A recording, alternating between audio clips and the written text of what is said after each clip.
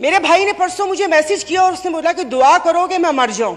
साका साहब ने आके बिना जज्बात के यहाँ पर आकर कागज पढ़ के और ये जा और वो जा, ये इनको शर्म नहीं आती?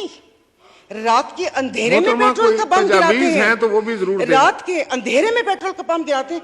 अरे मीठे मशरूबात पर क्यों टैक्स लगा रहे हैं? कड़वे मशरूब को लीगल करके उसके ऊपर टैक्स लगाए ताकि रेवेन्यू भी मिले पाकिस्तान को। ये मेरी बहन पीछे बैठी हो तो पीछे ही बैठी रहो, अगली दफा की टिकट नहीं मिलेगी अगर ज्यादा चुट-चुट की तो। इनके भूसा भरा हुआ दिमाग में, सब जाएं भाड़ में। लोग अवाम मर रही है, आप उसको देखिए। इधर किसी ने मुझे बोला कि मुसलमान को सब्र और शुक्र का दर्स दिया गया है। सब्र शुक्र करें, पूरी दुनिया में महंगाई है। मैं टिम हॉर्टन्स और क्या कहते हैं PSL का मैच देखने वाले और कराची दो दरिया में खाने वालों की बात नहीं कर रही। मैं उसकी बात कर रही हूं जिसके 5-5 बच्चे हैं और एक बाइक है। वो पेट्रोल भरवाएगा, दवाई लेगा या क्या करेगा? इन्होंने यहाँ पर वो कहते हैं ना कि शहद में घोल घोल के यहाँ पर सारा ये बजट बता दिया।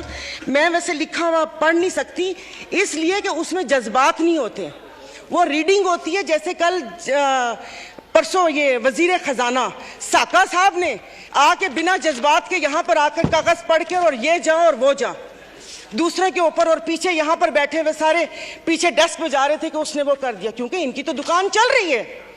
मैं उस दिन नहीं थी, मैं उनको खराजे तहसीन पेश करती हूँ मुफ्ती अब्दुल शकूर को कि जिन्होंने एटलीस्ट इन 2 वजारतों के कपड़े उतार कर हम लोगों को दिखाए।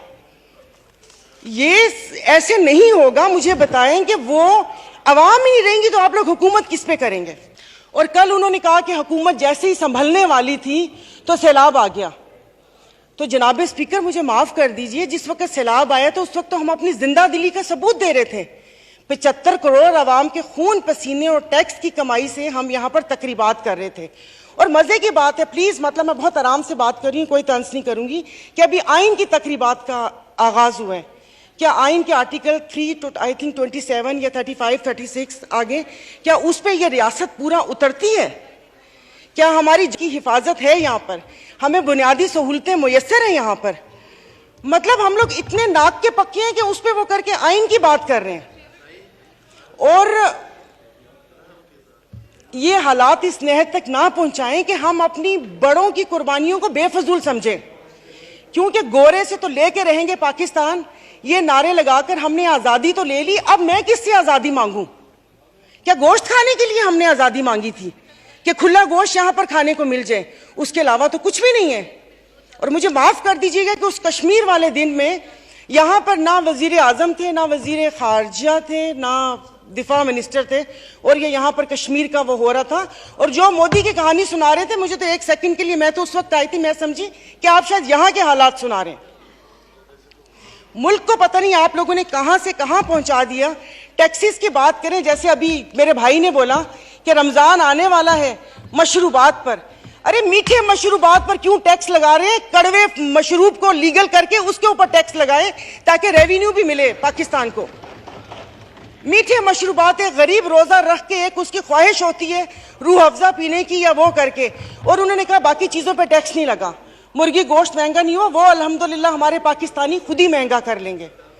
जनाब स्पीकर, अभी वजीर आजम साहब ने कहा था कि ये जो थर कोल है ये गेम चेंजर होगा, उसके ऊपर तो टैक्स लगा दिया, वो क्या गेम चेंजर होगा?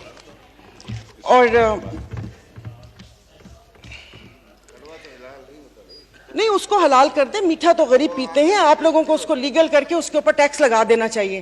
तो जनाब स्पीकर, ये सब बैठ के इसके मसले को, मेरी बात सुनिए मोहतरमा, मैं एक तवज्जो आपकी दिलाना चाहता हूँ कि सेनेट की तरफ से फाइनेंस सप्लीमेंट्री बिल पर सिफारिशात मौसूल हो चुकी हैं, जिनकी कापियां आपको मुहैया कर दी गई हैं, लिहाजा आप उन पर भी बहस करना चाहें तो कर सकती हैं। सर, अभी कौन सी कॉपियां? और आज हालात तो यहाँ पर है कि आज पावर की मीटिंग है और रात को 90 सफ़ों का एक पम्फलेट आ गया था। मैं 90 सफ़े रात को बैठ के पढ़ती और ये यहाँ पर आके करती। जनाब स्पीकर, ये ऐसी बात करते हैं यहाँ पर। अब मैं, सायरा बानो नाम है, एक्टिंग भी बहुत अच्छी करती हूँ। इन सब की आवाज के साथ इनको इनका कोरम याद दिलाऊंगी। जो यहाँ पर 5 दिन लगातार आप करो तो हलाल, यानी कि अपनी तकरीर जारी रखिए। आप अपनी तकरीर। तो ये यहाँ पर जनाब और स्पीकर नो इनको क्रॉस टॉक प्लीज। ऑनरेबल मेंबरान एक दूसरे से क्रॉस टॉक नहीं कर सकते सर, किसी सूरत फर्क में। नहीं पड़ता ना, जी, दिल प्लीज। दुखा हुआ आप- हो तो तब ना। मैं आपको अपना हमसे शेदादपुर में 2 हफ्ते पहले 1 हफ्ते में 4 खुदकुशी हुई है। और मैं इस ऐवान के सामने कहती हूँ कि ठीक है मेरे हस्बैंड वेल ऑफ हैं, बट मैं एक मिडिल क्लास फैमिली से हूँ। मेरे भाई ने परसों मुझे मैसेज किया और उसने बोला कि दुआ करो कि मैं मर जाऊं। और वो सिर्फ एक मेरा भाई नहीं है, मैं पूरे अपने जो भाई जिनका राब्ता मुझसे नहीं है, मैं उनकी मैं बात कर रही हूं। जनाब स्पीकर, कल मैं गई थी, वो जिस बंदे ने 4 टमाटर और 4 आलू लेकर 400 उसके पास नहीं थे, उसने पर्स निकाला, मैं शर्म से गड़ के मर गई। 272 लीटर पेट्रोल आप लोगों ने मुश्किल करनी है तो आप V8 और बड़ी बड़ी ग्रैंड क्रूजर को 500 लीटर पेट्रोल देना। गरीब को आप दवाइयां, तो वो दवाई नहीं मिलती। सरकारी अस्पताल का आपने हाल देख लिया। मैं प्लीज आप मार दें, आप प्लीज मार दें। ये मेरी बहन पीछे बैठी हो तो पीछे ही बैठी रहो, अगली दफा की टिकट नहीं मिलेगी अगर ज्यादा नो चुट की क्रॉस तो। Talk honourable speaker. मतलब इनके दिमाग मिली नहीं उन लोगों से, इनके भूसा भरा हुआ दिमाग में। ऑनरेबल मेंबर आप मुझे एड्रेस करें और नहीं नो सर, क्रॉस ये टॉक ऐसे प्लीज। बोलती कोई काम है नहीं, पार्टी में कोई पूछता है नहीं, और यहाँ पर आके सिर्फ ये 4 अल्फाज बोल के और उसको वो कोशिश करती है कि हमने भी उंगली कटवा के शहीदों में नाम लिखवाया है। मतलब ये कौन लोग हैं? आप जारी रखें। तो आप मुझे बताइए, अशराफिया तो चली जाएगी यहाँ से, तो हम बदमाशियों को मार देना कि इस मुश्किल हालात में भी जीने की ख्वाहिश रखते हैं, ये बदमाशी नहीं है तो और क्या है? इज्जतें नीलाम हो। अभी तो पहले किसी ने मुझे कहा कि आगे क्या होगा, बच्चे तो बिकते थे, इज्जतें भी नीलाम होती थी। आई एम सॉरी, भले आप एक्सपेंस कर दीजिएगा अल्फाज, पहले ढके छुपे होती थी, अब खुलेआम होंगी। और मैं इज्जत नहीं बोलूंगी, जिस्म फरोशी बोलूंगी, क्योंकि अगर इज्जतें बिक रही होती तो सब खरीद लेते, फिर बिल लाने की जरूरत ना पड़ती कि इज्जत दो हमें। सब यहां पर बैठे हुए इज्जतें खरीद लेते अगर इज्जत बिक रही होती। तो आप मुझे बताएं कि कोई लाए अमल दे दें कि अगले 5 साल तक ये मुश्किल हालात बर्दाश्त कर लो या 10 साल तक बर्दाश्त कर लो, तो फिर भी तसल्ली हो कि ठीक है मैं नहीं रही तो ठीक है मेरे बच्चे उसमें रहेंगे। सर, आपने तो बच्चों से जीने का हक छीन लिया इन लोगों ने। 20,000 वाला क्या करेगा? और इंसाफ की आप बात करते, मैं तो अदालतों वाली इंसाफ या उस चीज की अभी वहां तक तो मैं गई नहीं। आप ये चीजों को देख लें, यानी कि मेरी अगर आमदन 10 लाख रुपए महीना आता है, मैं भी वही मुर्गी खरीद रही हूँ 800 रुपए किलो, और मेरा ड्राइवर बच्चल जिसकी 30,000 रुपए तनख्वाह है वो भी 800 खरीद रहे हैं। वो दूध 200 रुपए किलो मैं भी ले रही हूँ, 200 किलो वो भी ले रहे हैं। मैं घर में अब ग्रोसरी नहीं लाती इसलिए कि मुझे शर्म आती है कि वो ड्राइवर बावर्ची उठाएगा तो उसके दिल में क्या होगा कि ये थैले भरे आ रहे हैं और उसके घर में खाने को है या नहीं है। 2-2 किलो की चीज मंगवा लेती हूँ कि जाओ बेटा सामने से लेकर आ जाओ।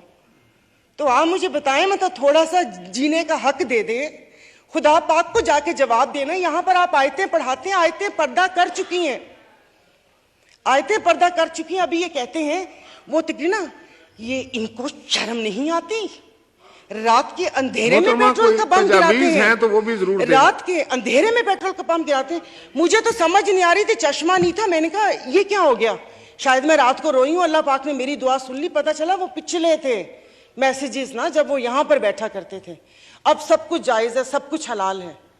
यहां पर बहुत तुर्की हमारे भाई हैं, और शुक्र अल्हम्दुलिल्लाह शाम का नाम भी लिया, क्योंकि पहले 1 हफ्ता तो उस बेचारे का नाम ही नहीं था। फिर जब इंटरनेशनल मीडिया ने डालना शुरू किया तो हमने भी शाम बोलना शुरू कर दिया। हमारे भाई हैं, हमारे मुश्किल वक्त में खड़े होते हैं, दिलो जान से मदद करनी चाहिए। वहां पर जाने के लिए उतावले थे, कभी कहां तबाही आई हुई उस दिन कोई पहुंचता है, उस दिन कोई पहुंचते जाए तो तब कि आप अपनी वेल्थ में से, जैसे ये भाई ने बोला कि हम लोगों से तो ले ली तनख्वाह, अवाम से भी वो दे दिया, अवाम के पास है जो अवाम डोनेशन देगी, वहां पर अल्लाह पाक उनकी मदद करेगा। और वो रियासत माँ जैसी है, उनके हुक्मरान हमारे जैसे नहीं है, उनके लिए वो खड़े हैं। दबी हुए अवाम के लिए हम इज़ारे यकजहती के लिए बेचैन हो रहे हैं, लेकिन यहां पर जो मरी हुई फाकों से अवाम है उसके लिए कोई दिल में दर्द नहीं है। तो अभी ये आइन की तकरीबात के लिए कितने पैसे वो हुए, इन्होंने अभी बोला कि हम तनख्वाह नहीं ले रहे। 1,80,000 से क्या होता है, वो तो वैसे ही एक वक्त का खाना है।